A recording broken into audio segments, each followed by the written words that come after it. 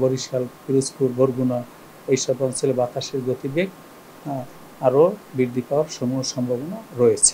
এখন পর্যন্ত যে সাইক্লোন রিমাল সে তার শক্তিমাত্রা রেখেই সে ক্রমশ উপকূল অতিক্রম করছে। আমাদের উপকূলীয় এলাকা কিন্তু অনেক বড়, সুতরাং আমরা যখন বলি যে এই ঘূর্ণিঝড়টি মংলার দক্ষিণ পশ্চিম হয়ে ওয়েস্ট বেঙ্গল এবং খেপুপাড়ার মাঝ বরাবর সে উপকূল তার কেন্দ্রটি উপকূল অতিক্রম শুরু করেছে, এবং এই উপকূল অতিক্রম শুরু করতে আমরা 14 নম্বর স্পেশাল বুলেটিনে বলেছিলাম যে 5 থেকে 7 ঘন্টা সময় লাগতে পারে কমপ্লিট করতে। পরবর্তীতে আমরা 15 নম্বর স্পেশাল বুলেটিনে বলেছি যে সে এখন বডিলি মুভমেন্ট সহ পুরো জার্নি সম্পন্ন করতে আরও 5 থেকে 6 ঘন্টা সময় লাগতে পারে, এবং এর প্রভাবে দমকা বাতাস জোড়ো হচ্ছে উপকূলীয় অঞ্চলে। আপনার নিম্ন অঞ্চল প্লাবিত হচ্ছে। আমরা বিভিন্ন জায়গায় বিশেষ করে খেপুপাড়া, মংলা, সিলেটেও আমরা একটা গতিবেগ পেয়েছি 41 কিলোমিটার প্রতি ঘন্টা। তারপর মংলা, পটুয়াখালী, খেপুপাড়া এইসব অঞ্চলে আমরা কিন্তু দমকা বাতাস এবং ঝোড়ো রেকর্ড করেছি। একটি ঘূর্ণিঝড় যখন প্রবল থাকে তার সাথে বাতাসের গতিবেগের সংশ্লিষ্টতা থাকে 89 কিলোমিটার থেকে 118 কিলোমিটারের মধ্যে। সুতরাং ইতিমধ্যে আমরা পটুয়াখালীতে 89 কিলোমিটার প্রতি ঘন্টার একটা গতিবেগ রেকর্ড করেছি।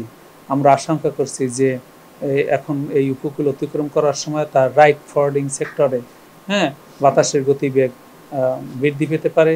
সাতক্ষীরা, সুন্দরবন এলাকায় এবং শ্যামনগর, অভয়নগর, খেপুপাড়া, ভোলা এইসব অঞ্চলে, বরিশাল, পিরোজপুর, বরগুনা এইসব অঞ্চলে বাতাসের গতিবেগ আরও বৃদ্ধি পাওয়ার সমূহ সম্ভাবনা রয়েছে।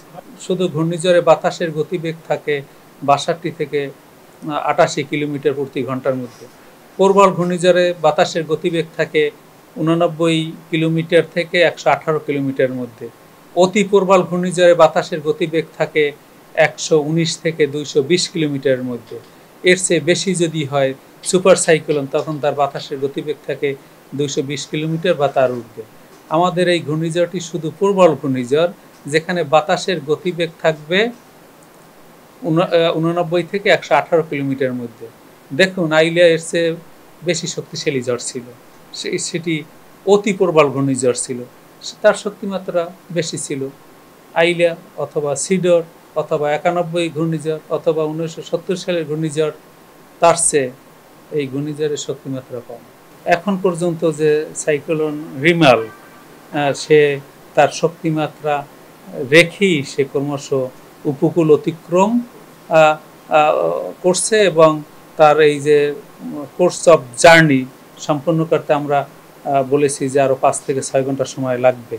5 থেকে 6 ঘন্টা তার বডিলি মুভমেন্টের উপর নির্ভরশীল বলেছি। সুতরাং আমাদের গাণিতিক মডেল, পর্যবেক্ষণ ব্যবস্থা এবং অন্যান্য বৈশিষ্ট্যগুলি অনুযায়ী দেখতে পাচ্ছি যে এখন পর্যন্ত তার শক্তিমাত্রা অক্ষুণ্ণ রেখে স্লোলি সে উপকূল অতিক্রম অব্যাহত রেখেছে।